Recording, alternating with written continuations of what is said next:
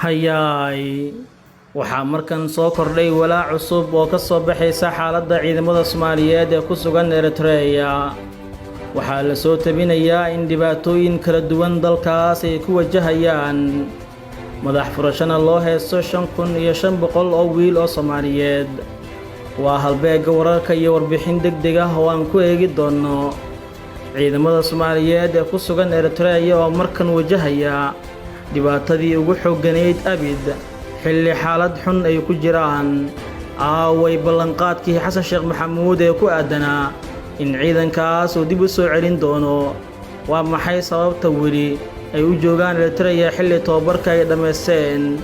Maxaase ka jira in Eritrea madax furasho u haysto ciidamadaasi maadaama malaayiin dollar tababarkaas ay uga maqan tahay?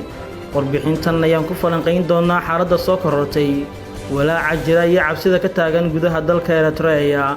Balse marka hore sii sheergaree muuqaalkan oo leegna saar, kuna soo biir boggeena Facebook ee halbeegga si aad ula socoto xogaha iyo muuqaalada halkan aynu ku baahino. Waa hagaag aynu ku horeyne tan iyo markii uu dib u qarxay dagaalka Itoobiya ee jabhadda Tigreega iyo dowladda waddankaasi Addis Ababa, waxaa si rasmi ah dagaalkaasi ugu biiray ciidamo ka tirsan kuwa Eritrea oo taageeraya dowladda dalkaasi Itoobiya. Colaadda Itoobiya ka taagan ayaa waxaa horey loogu eedeeyay dowladda Eritrea inay ku dagaalgelisay ciidamo Soomaaliyeed oo dalkaas tababar u joogay. Hay'adaha xuquuqda aadanaha iyo dowlado Mareykanka ay ka mid yihiin ayaa qiray in dagaalkaas qayb ka ahaayeen ciidamada Soomaaliya ee tababarka u jooga Asmara. Hadda oo dagaalku dib u qarxay, waxaa soo baxaya walaac hor leh oo laga qabo in Eritrea furimaha dagaalka soo geliso ciidamada Soomaaliya ee Eritrea ku sugan, kuwaas oo dowladda Xasan Sheekh Maxamuud weli xal u helin in dalka ay dib ugu soo celiso.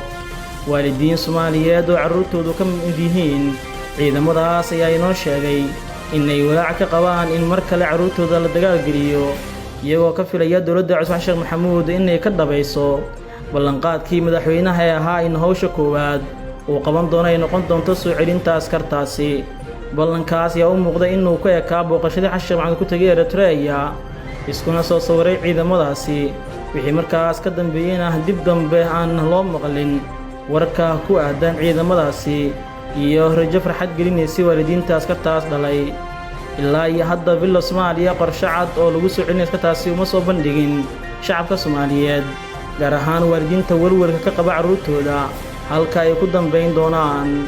Qaar ka mid ah waalidiinta askartaas oo la hadlay halbeegga ayaa inoo sheegay inay muujinayaan rajo beel in madaxweyne Sheekh Maxamuud ujeedadiisa ahayd awrku kacsi iyo colaad inuu ku sameeyay dowladdii hore ee Farmaajo oo aan dib loo dooran.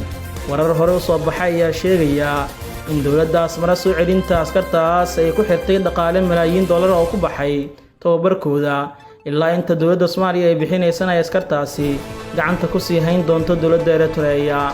Baraha bulshada ee Villa Soomaaliya ayaa lagu baahiyey muuqaallo lagu xayeysiinayo 100 maalmood Xasan Sheekh Maxamuud u buuxsantay. Waxaa qayb ka ahaa waalidiinta askarta ee Eritrea ku sugan oo Xasan Sheekh ku ammaanayay booqashadiisii askartaasi ugu tegay Eritrea, balse booqashadaas ma xigin wax qorshe cad ah oo lagu soo celinayo ciidanka. Waxayna hadda u muuqataa in mar kale uu soo kordhayo walaac xooggan ay muujinayaan waalidiinta Soomaaliyeed iyo in carruurtooda mar kale ay u cabsi qabaan in dagaalka Itoobiya ay qayb ka noqdaan. Aaway ballanqaadka Xasan Sheekh Maxamuud muu ka dhabeeyo qorshihiisa mise waxay ahayd arrimo siyaasadeed iyo awrkacsi? Daawada fikirkaaga iyo waxa ay kula tahay ku reeb qaybta commentiga tan iyo kulan dambe. Nabadgelyo.